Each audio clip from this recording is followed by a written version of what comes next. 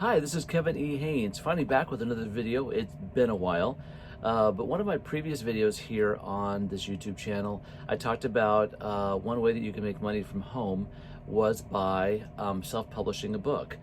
And thanks to some inspiration from my sister, who has done that 3 times, I finally did it. So I put together a book. It's called A Matter of Interpretation, and the subtitle is Memoirs of a Trilingual Interpreter. Now, the reason I gave it that name is I happen to be fluent in Spanish and in American Sign Language.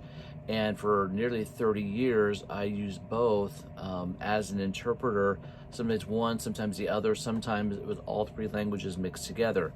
And some of those stories people found interesting, so I thought, well, let's put together a book of just different stories I've got from that time. I put it in order of my life, from middle school to high school to college, post-college, different jobs I've had.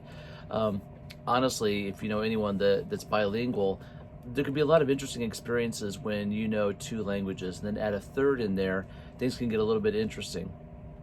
And so the nice thing with this one was you don't even have to make it an actual physical book, but Kindle Direct Publishing, or KDP, on Amazon lets you upload the manuscript, and then you can make it purely an ebook, or you could also go ahead and do a printed copy.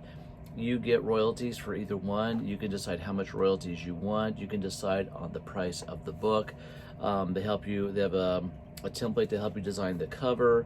You upload a photo. You upload the bio. All of this is stuff that the author comes up with and just uploads. I tried to put a few pictures in here.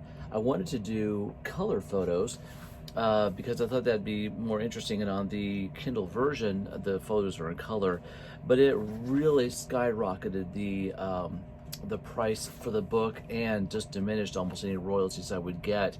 The book right now is $8.99 for the Kindle version or for the actual physical copy, and my royalties range from $2.50 to $5.50 for those. If I went color, the minimum I could charge for the book would be $20, and I would get about 50 cents for each copy. Actually, no, 15 cents. And that just didn't seem like a very good return on investment for me, so I thought, let's just go with the black and white photos. But it's kind of fun to be able to take ideas that are in your brain and put them on paper. And I will tell you, it was work. It may not be for you, but it was work. Partly because I'd set a goal that for the year 2020, I wanted to, by the end of the year, have a published book. And this has been floating around in my head for over 10 years. I already had a lot of the chapters put together, but putting them in order, checking the spelling. I asked my daughter to proofread it. I wanted to make sure that it all fit together really well. And then I had to redo this and redo that. And then the program I'd been using, which was designed to publish to Apple, Apple doesn't use it anymore, and Kindle doesn't use it at all. So I had to basically cut and paste the entire manuscript into a format that Kindle would accept, and then try to put the pictures with it. It always a little more work than it needed to be, and I've seen some great self-published books on Kindle. I have a friend that wrote one. I'm reading it right now. There's no photos, so the editing, the way, the spacing, all of that was probably a lot easier for him than it was for me. But I really enjoyed putting the book together and remembering some stories and trying to find a way to put it in a context where people who didn't know me would read it and understand it. One of the stories I'll share with you on here, and then there's a link in the bio to purchase the book if you are interested. Yes, a shameless plug for the book.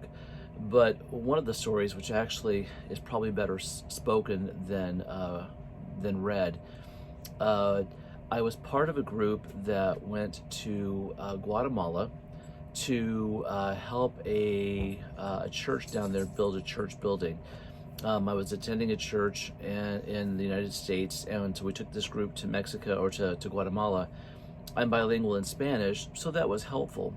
But the biggest reason that I went was that 2 deaf members of our congregation were going, and no one else on the team could communicate with them.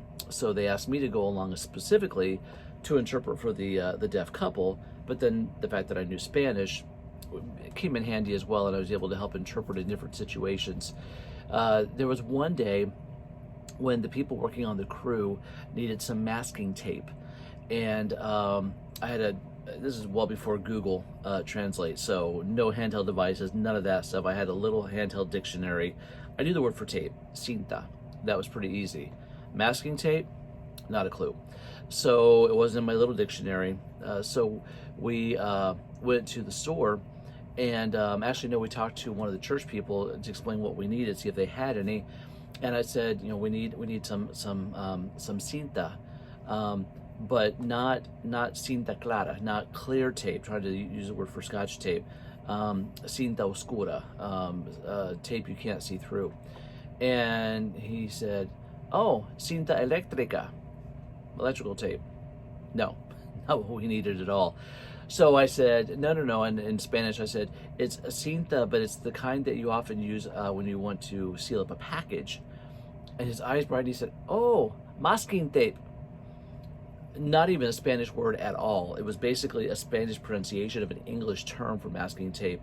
In the US, we often call that Spanglish. And I just laughed. I said, see, masking tape. And we were able to get some.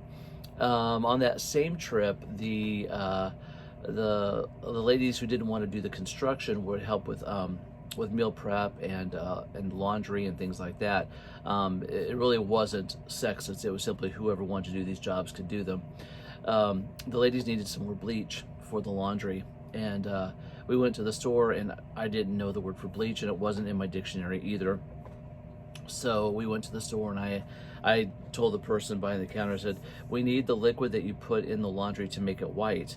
And she thought for a second, she said, oh, Clorox. Well, yeah, if I knew you were going to use the brand name, I would have said Clorox. But it was just two funny stories from that trip when my knowledge of Spanish wasn't quite enough, and yet then ended up being something I hardly even needed because English would have gotten us through. So anyway, if you got some value from this video, I hope you'll like it. Subscribe. I do plan to upload more videos, finding ways to work from home. I'm trying some of those out myself. A previous video I talked about using a website to upload photos to sell. I started doing that. I need to get more photos uploaded. I'd love to hear your comments, your suggestions. What great ways have you found to work from home? I am still involved in affiliate marketing. I'm getting more into that as well. I still have a lot to learn. Instagram marketing too. But I finally I kind of put all that aside to get the book written and published. And it's been a lot of fun to hear people's reactions to it. So I appreciate a like and a subscribe if you want to check the book out. You can go to Kindle and get a free sample, see if you like it or not. I would love reviews on that. I'm not a polished writer, and some of these could have been written better. As I read through them, I think, I could have changed that. But I'd love to hear your feedback on it. Honest feedback is the only way that we can grow. Anyway, thanks for watching the video. I appreciate it. Hope you have a great 2021, and see you next time.